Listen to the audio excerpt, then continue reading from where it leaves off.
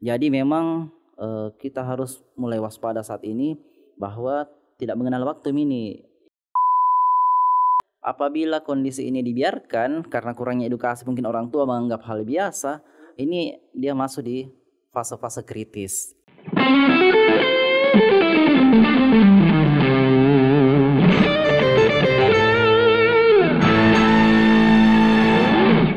Assalamualaikum warahmatullahi wabarakatuh dan selamat malam. Selamat jumpa di channel kita Bicara Baik. Tentunya di channel ini teman-teman di luar sana dan para penonton, kita akan mendapatkan informasi-informasi yang jauh lebih baik dan mengarah kepada kebaikan. Dan perkenalkan, saya Ahmad Komika Bantaeng menjadi host pada channel kita malam hari ini. Dan tentunya jangan lupa teman-teman yang menonton, jangan lupa di subscribe, like, and comment channel kita. Dan tentu pada malam hari ini saya tidak sendiri, dan saya malam hari ini ditemani oleh Bapak Kepala Bidang Pencegahan dan Pengendalian atau biasa disingkat dengan P2 Dinas Kesehatan Kabupaten Bantaeng yang sudah gagap pada malam hari ini. Selamat malam Pak Dr. Arman. Selamat malam, Assalamualaikum warahmatullahi wabarakatuh. Iya, sudah gagap pada malam hari ini. Luar biasa. Iya, enggak apa-apa dok, dibuka maskernya.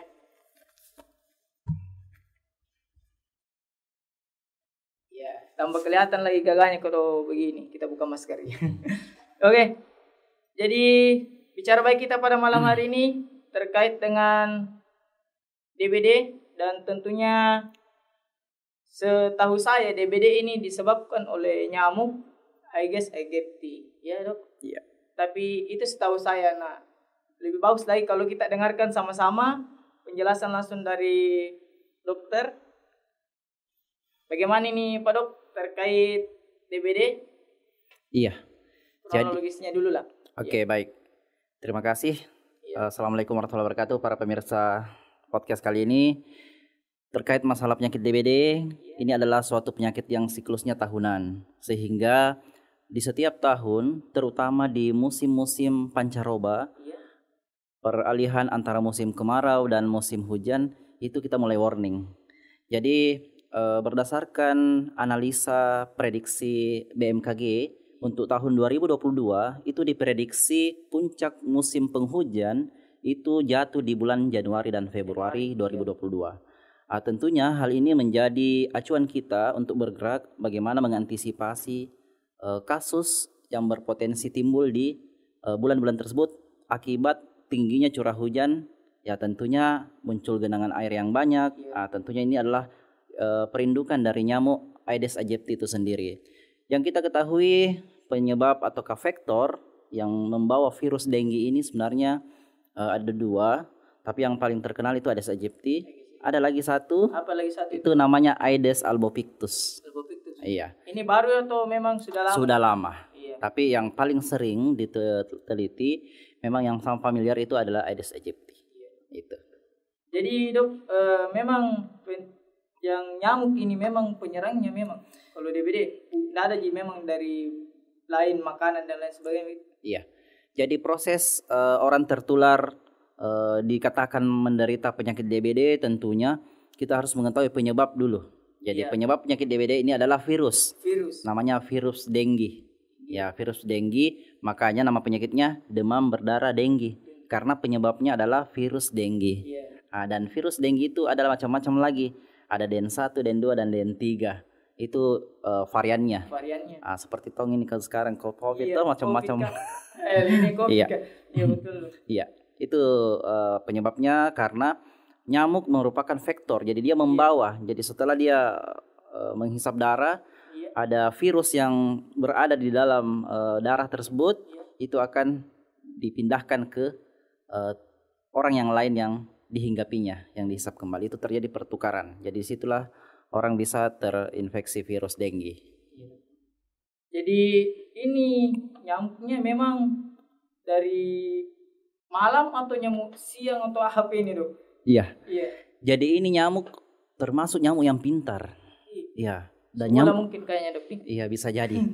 Karena sudah lama Iya. nyamuk ini mempunyai kemampuan untuk bermutasi mungkin ya lebih Iya. tepatnya. Di awal-awal kita mungkin sudah baca di textbook dan sebagainya, siklus nyamuk ini itu namanya biasa disebut diurnal, artinya dia di pagi dan siang hari. Pagi dan Jadi yang paling sering itu jam 6 pagi sampai jam 9 pagi dan di sore hari jam 3 sore sampai jam 5 sore. Itu yang paling tinggi tingkat penularannya di situ, biasanya dia menularkan di waktu-waktu itu. Itu masanya dia untuk menyerang manusia kan. Namun ada yang menarik di jurnal ekologi yang dirilis oleh Universitas Hasanuddin, itu terjadi pergeseran waktu. Jadi setelah diteliti di beberapa rumah, ada sampel yang di rumah diamati proses nyamuk ini menggigit ya. Itu ditemukan fakta bahwa nyamuk ini menggigit paling sering di jam 5 sore sampai jam 6 sore. 17.00 sampai 18.00. Dan jarang menggigit di antara jam 12 siang sampai jam 14.00. Mungkin tidur siang Ki. Dan ada juga yang menarik di sini, saya lihat di baca jurnal tersebut. Selama ini nyamuk demam berdarah biasa disebut menggigit di siang hari saja, tapi menurut penelitian ini menarik. Ini menariknya dia bisa menggigit juga di malam hari, di jam 18 sampai jam 20. Jadi memang kita harus mulai waspada saat ini bahwa tidak mengenal waktu ini nyamuk Aedes aegypti, pintar Tommy begadang. Iya, iya. Jadi ini kan ada masa waktunya juga dok. Jadi untuk menghindari, sebenarnya awal adanya nyamuk ini begini, ini disebabkan dari apa sebenarnya? Iya, jadi tentunya kita lihat bagaimana nyamuk ini bisa bertahan hidup atau survive. Iya. Tentunya nyamuk ini akan bertahan hidup di lingkungan genangan air. Dan nyamuk ini termasuk nyamuk yang eksklusif. Dia suka air bersih masalahnya, bukan air kotor. Berbeda. Jadi nyamuk yang misalkan Anopheles, penyebab malaria, Culex dan sebagainya, itu biasanya air-air yang kotor. Namun kalau ini dia yang justru di air-air yang jernih. Iya, dia. Jadi dia bisa di kaleng-kaleng bekas yang menghadap ke atas, kemudian bisa juga di pot-pot yang tanaman, kemudian di talang-talang air, misalkan jarang dibersihkan. Pokoknya yang sifatnya tempat-tempat yang terbuka dan bisa menampung air, itu berpotensi menjadi tempat perindukan nyamuk. Iya. Jadi sebenarnya juga kalau kita lihat ini dok, kejadian di Bantaeng dengar-dengar akhir-akhir ini kan naik lagi DBD ya. Iya. Masukku sampai saat ini, saya lihat tadi juga ada kegiatan fogging, sudah sampai di mana dok? Cara teman-teman dari Dinas Kesehatan. Iya, tentunya melihat peningkatan kasus di Kabupaten Bantaeng. Bulan Januari saja, bulan Januari itu tercatat ada 69 kasus. Jadi 69 kasus dan itu didominasi oleh anak-anak. Jadi kalau kita lihat data yang kita lihat umur 6 sampai 12 tahun itu 30 orang. Dan dewasa 19 sampai 59 16 orang. Jadi memang mengapa nyamuk ini menyerang di anak-anak dan dewasa. Namun yang paling berbahaya sebenarnya di anak-anak, karena terkadang mohon maaf sebagian kecil orang tua itu kurang mendapatkan edukasi yang benar, edukasi yang mumpuni terkait bagaimana mengantisipasi DBD ini sejak awal. Ya, tentunya dengan mengenali gejala-gejalanya. Iya. Itu. Jadi memang rentang umurnya itu memang berpengaruh, dan bagaimana itu pencegahannya dok? Kalau misalnya apakah usia ini ada juga pencegahan tersendirinya, dewasa ada juga yang kena, atau bagaimana itu dok? Iya. Jadi dalam hal penanganan DBD tentunya yang kita lakukan adalah pengendalian vektor. Ya, pengendalian yang membawa virus dengue ini. Tentunya bagaimana kita kendalikan ini populasi nyamuknya, Aedes aegypti-nya. Jadi tidak ada perbedaan penanganan apakah dia menyerang anak-anak dan dewasa, karena kita fokus di nyamuknya. Jadi nyamuknya kalau kita bisa kendalikan dengan baik, insya Allah proses penularan juga ini akan bisa dikendalikan. Seperti itu. Siap, Dokter. Terus sampai saat ini teman-teman dari Dinas Kesehatan sedang sudah lakukan fogging, sosialisasi atau bagaimana itu? Iya. Untuk mengurangi risikonya. Iya. Jadi semua langkah-langkah telah kita lakukan di Kabupaten Bantaeng. Alhamdulillah sejak kita melihat tren naik kasus di minggu pertama Januari sehingga minggu ketiga, di minggu kedua kita sudah mulai langkah antisipatif. Jadi tentunya ada kegiatan fogging yang biasa kita lihat teman-teman di lapangan itu namanya fogging fokus. Jadi fogging fokus artinya kita melakukan penyemprotan di tempat-tempat yang radius 100 meter untuk pergerakan nyamuk tersebut. Ya, jadi itu hanya menyelesaikan dan membunuh kasus dewasa saja, tapi tidak menyelesaikan masalah sepenuhnya, karena inti dari penanganan DBD ini adalah bagaimana memutus siklus hidup nyamuk ini. Dan kita ketahui siklus nyamuk ada jentik. Ini jentik ini bisa berkembang lagi jadi nyamuk dewasa. Setelah dipogging muncul lagi. Jadi intinya adalah bagaimana membersihkan lingkungan. Inilah kata kuncinya mungkin. Bagaimana kita membuat air, ya misalkan air selokan itu mengalir. Karena nyamuk ini perindukannya di tempat-tempat air yang tenang. Itu. Kembang biaknya di situ, Dok. Iya. Dan memang, Dok, ada beberapa kasus ini pernah saya dengar memang DBD ini juga katanya bisa menyebabkan kematian atau bagaimana memang? Iya. Jadi untuk penata laksanaan DBD tentunya kita diagnosis ya. Ada DBD grade 1, grade 2, grade 3 dan bahkan grade 4. Grade 4 inilah yang berbahaya tentunya. Jadi grade 1 biasa kita sebut demam denggi, itu biasa demam tinggi ya. Malas makan, badan pegal-pegal. Memang demam itu, Dok, atau langsung bagaimana? Sebagian besar penyakit yang disebabkan oleh virus itu khas demam tinggi. Demam tinggi. Iya, demam tinggi itu disertai dengan terkadang menggigil, sakit kepala yang hebat, kemudian badan pegal-pegal, nafsu makan tentunya biasanya menurun. Dan apabila kondisi ini dibiarkan karena kurangnya edukasi, mungkin orang tua menganggap hal biasa, ini dia masuk di fase-fase kritis. Inilah yang fase-fase kritis ini yang perlu dipahamkan ke orang tua bahwa siklus nyamuk ini mirip pelana kuda. Jadi ada periode demam, turun, naik lagi, turun, dan ini sudah selesai. Terkadang orang tua terlena di saat turun pertama ini. Saat turun pertama ini adalah masa kritisnya ini anak. Jadi di saat naik demam, turun lagi, di sini harus waspada. Kita harus perhatikan cairannya. Karena di sinilah masa kritisnya terkadang lewat. Ya seperti itu. Jadi perlu melalui podcast seperti ini sangat baik sekali sehingga bisa memberikan informasi-informasi yang penting untuk orang tua sehingga bisa lebih waspada. Karena kalau misalkan tidak ditangani dengan baik, ya tentunya dia ada komplikasi. Ya komplikasinya mulai dari kegagalan sistem darah, kemudian hatinya bisa membesar, dan ujung-ujungnya tadi bisa kematian. Seperti itu. Jadi memang perlu selain lingkungan harus bersih ya, Dok. Ya. Kemudian memang ini demam juga harus memang dihindari. Jadi kira-kira untuk tips ini, Dok, untuk ibu-ibu di rumah bagaimana untuk penanganan demamnya ini? Iya. Yang biasa ada saya langsung tongin kompres, Dokter. Iya. Langsung tongin minum paracetamol apa padahal memang ada siklusnya. Betul. Iya.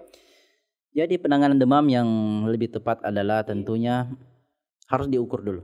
Jadi harus diukur. Jadi setiap rumah tangga itu minimal harus punya termometer. Itu wajib punya. Karena kapan kita memberikan obat kepada anak untuk menurunkan demam, itu pada waktu suhu sudah di atas 38 derajat. Jadi suhu normal tubuh kan 36,5 sampai 37,5 atau biasa sekarang 37,3. Kalau suhu masih 37,5 hingga 38 itu namanya demam subfebril, demam hangat. Itu menurut teori itu belum perlu diberikan penurun panas. Karena tubuh akan diberikan stimulasi untuk menghasilkan antibodi. Jadi tidak bisalah kita cepat-cepat memberikan antipiretik penurun panas sehingga bisa menyebabkan tubuh itu tidak terasah kemampuannya untuk menghasilkan antibodi. Iya. Jadi Jadi memang juga ini nyamuk tapi siang ya, disebabkan siang. Kemudian saat ini juga teman-teman dari dinas kesehatan sudah melakukan fogging, sosialisasi. Nah, terus kira-kira untuk penanganan segera selain tadi dokter sebutkan langsung kasih predik dan lain sebagainya ya, apakah langsung ke puskesmas atau pusat kesehatan yang sampai saat ini Bantaeng kan luar biasa nih, kalau pusat kesehatan dok sudah BSB sudah ada ya, penanganannya bagaimana dok? Iya, tentunya penanganannya tergantung kasus. Jadi kalau sifatnya masih demam dan sebagainya itu disarankan dia segera ke puskesmas. Jadi di Bantaeng kita kan sudah ada puskesmas, 13 puskesmas, 12 diantaranya puskesmas rawat inap. Jadi pada waktu didiagnosa oleh dokter DBD dan butuh dirawat, langsung dilakukan perawatan di puskesmas perawatan. Dan apabila membutuhkan perawatan yang intensif, itu biasanya kita kita rujuk ke rumah sakit. Itu biasanya ditandai dengan angka trombosit yang menurun, dengan angka hematokrit yang meningkat. Nah, itu levelnya penanganannya itu sebaiknya di level yang lebih tinggi di fasilitas rawat inap tingkat lanjut seperti rumah sakit atau klinik. Jadi apalagi Bantaeng sekarang ya sudah bagus nih, ada rumah sakitnya yang siap dengan lab. Alhamdulillah. Ada labnya. Puskesmas juga sudah lengkap semua, sudah ada kimia darah lengkap, kimia klinik, itu sudah dibekali semua puskesmas. Alhamdulillah, ada tambahan lagi rumah sakit yang sudah beroperasi di Rumah Sakit Banyorang.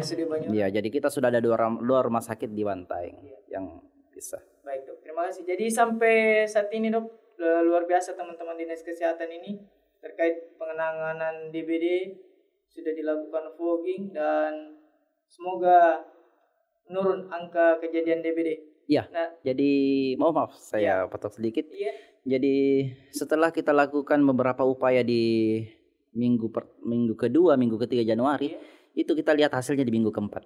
Alhamdulillah menurun, langsung menurun kasusnya. Menurun berapa persen kira-kira kalau persentase? Iya, kalau dipersentasikan menurun sekitar 50% lah, 50-70% dari hari sebelumnya. Itu umur berapa itu yang? Jadi masih didominasi anak-anak. Iya, waktu itu. Baik dok, terima kasih dok. Jadi itu penonton semua, penonton podcast kita, DBD ini disebabkan oleh nyamuk dan luar biasa sampai malam juga sekarang dok nyamuknya. Iya. Baik, jadi sebelum kita tutup, saya persilakan dok bagaimana pesannya, closingnya untuk penonton kita di podcast kita malam hari ini. Silakan dok.